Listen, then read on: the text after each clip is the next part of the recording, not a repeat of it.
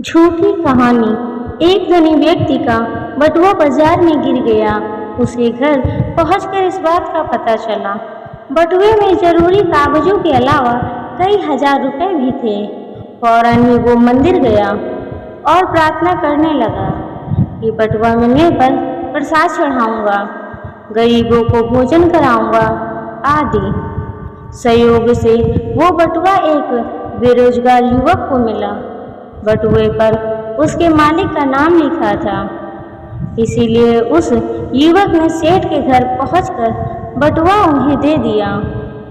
सेठ ने तुरंत बटुआ खोल कर देखा।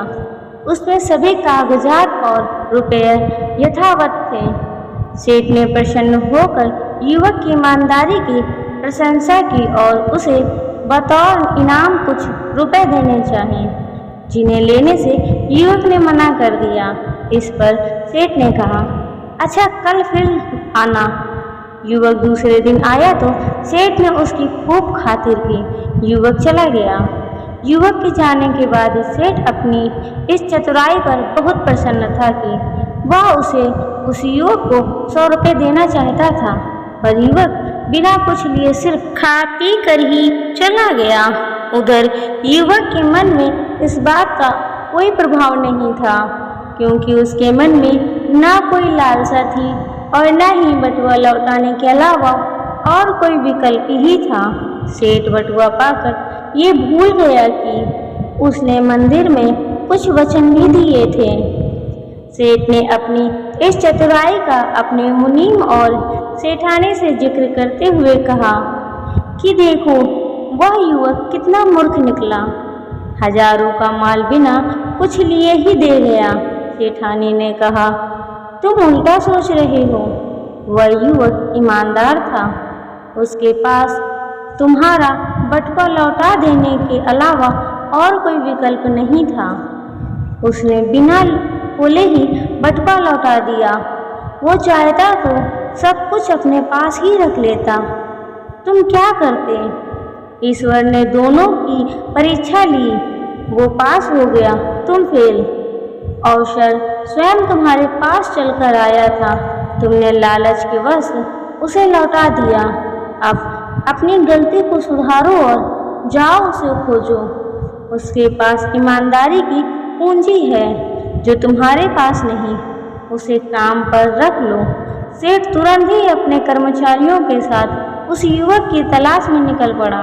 कुछ दिनों के बाद वह युवक किसी और सेठ के यहाँ काम करता मिला। सेठ ने युवक की बहुत प्रशंसा की और बटुए वाली घटना सुनाई तो वह सेठ ने बताया, उस दिन इसने मेरे सामने ही बटुआ उठाया था। मैं तभी अपने गार्ड को लेकर इसके पीछे गया, देखा कि यह तुम्हारे घर जा रहा है। तुम्हारे दरवाजे पर खड़े होकर मैंने सब कुछ देखा व सुना और फिर इसकी ईमानदारी से प्रभावित होकर इसे अपने यहाँ मुनीम रख लिया। इसकी ईमानदारी से मैं पूरी तरह निश्चित हूँ। बटुआ वाला सेठ खाली हाथ लौट आया। पहले उसके पास कई विकल्प थे। उसने निर्णय लेने में देरी की।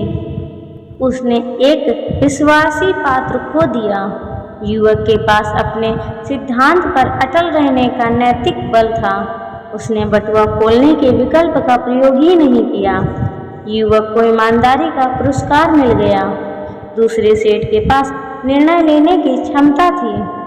उसे एक उत्साही, सुयोग्य और ईमानदारी मुनीम मिल गया। एक बहुत बड़े विचारक सोरेन की गार्ड ने अपनी पुस्तक आइडर और अर्थात यह या वह में लिखा है कि जिन वस्तुओं के विकल्प होते हैं उन्हीं में देरी होती है। विकल्पों पर विचार करना गलत नहीं है, लेकिन विकल्पों पर ही विचार करते रहना गलत है।